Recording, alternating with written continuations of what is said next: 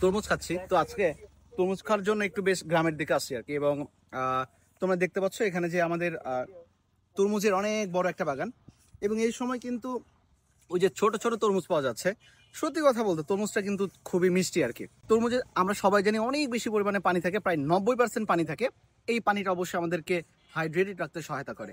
কিন্তু যেটা সবচেয়ে বেশি উপকারী জিনিস সেটা হচ্ছে এই জায়গাতে থাকে লাইকোপিন নামক এক ধরনের অ্যান্টিঅক্সিডেন্ট, যে অ্যান্টিঅক্সিডেন্টটা কিন্তু আমাদের হৃদরোগ এই যে ঝুঁকি এটা কমিয়ে দেয় এবং কোলেস্টেরলের মাত্রাকেও কমিয়ে দেয়। আর হ্যাঁ, এর সাথে সাথে সাইট্রুলিন নামক এক ধরনের অ্যামিনো অ্যাসিড থাকে। এবং এই অ্যামিনো অ্যাসিডটা কিন্তু আমাদের পেশিতে যে ব্যথা থাকে এবং যে আমাদের টায়ার্ডনেস বা ক্লান্তি থাকে এটাতে কিন্তু কমিয়ে দেয়। আর এর সাথে সাথে যেহেতু একটা রঙিন ফল, তার মানে এখানে কিন্তু অনেক ভিটামিনের সোর্স রয়েছে।